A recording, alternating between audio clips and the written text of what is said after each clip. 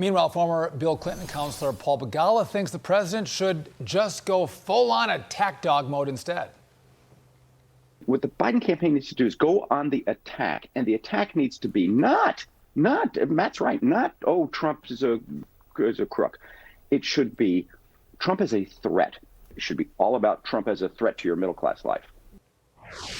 Here with reaction, former Council of Economic Advisors Chair Kevin Hassett. Kevin, always great to see you. Empathy. If I hear that word one more time, we have not gotten one driblet, not one soupçon of empathy out of this commander in chaos since he was elected. We got apathy and then really antipathy.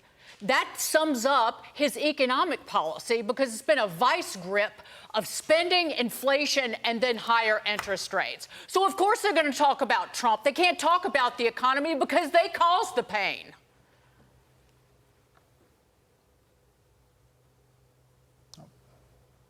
If I were in the White House, and you remember I was there during COVID, then one of the things you're worried about is what's the financial market reaction going to be if the Democrats have their way in New York? You know, the rule of law is crucial to the future of the economy. And Joe Biden actually sends his campaign out to lobby the jurists to convict him rather than assure markets that, hey, you know, this is not political, this is just a thing, and no matter what happens, you know, we're going to be there to stabilize things. Instead of doing that, they're trying to arouse the kind of protests and furor that would set off a financial market crash. It's unbelievable, irresponsible behavior by this White House because their job is to protect us from bad things that might happen and to think about what might happen should Judge Merchan, who's really, honest to God, I think he's the worst judge in the history of America, that if he says, hey, Donald Trump, you're going to Rikers, then imagine what's going to happen to markets, global markets, the next day. And instead of getting ready for that and thinking about it and staying out of the way, they send their campaign there.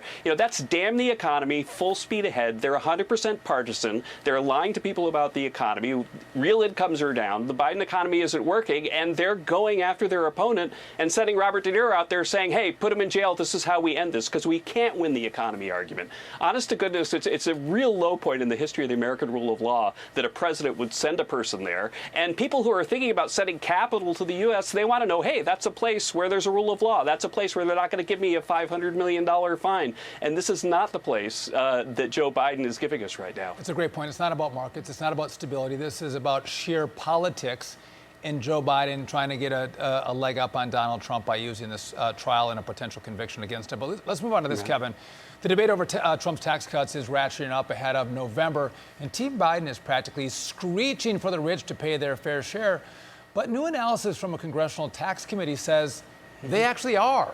Data from the Joint Committee on Taxation reveals that the top 1% pay an average tax rate of around 30% in combined income, employment, and excise taxes, which is double or more than what the bottom 80% of the country pay. So, Kevin, you've talked about this a lot. The rich pay their fair share, but this is a mantra that you hear from Democrats nonstop to raise taxes, not just on the rich, but on every single American. Right. Right, and I wonder how they could do it. Even the Joint Tax Committee, which is kind of a pretty left-wing organization, it shows data that says that we've got the most progressive tax code in the developed world, and we know that when you increase progressivity, when you raise marginal tax rates, that it reduces growth, and that's why even the Swedes and the French are less progressive than we are. And the fact that the Democrats are willing to do it is, again, it shows that their attitude is damn the economy, full speed ahead, let's win on politics. And so if we can convince enough really misinformed people that we're taxing the rich way too little, then it's good for us politically. Who cares what happens to the economy? And it's that attitude that has delivered the Biden economy. And that's why Americans who are smart have, they recognize that this president is not delivering the welfare that I need. And he's doing it because of that economic illiteracy of damn the economy, full speed ahead, let's be partisan, let's ignore economics and say marginal rates should go higher even though we have the highest redistribution on earth. Well, they got caught. He got caught because he said, we're getting rid of the Trump tax cuts.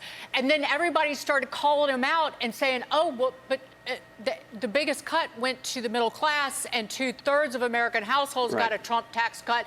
And then he went, no. But they all along said the Trump tax cuts were for millionaires and billionaires. And then they had to, and then that was an admission that it wasn't when they had to say, oh, but we're not getting rid of all of the Trump tax cuts.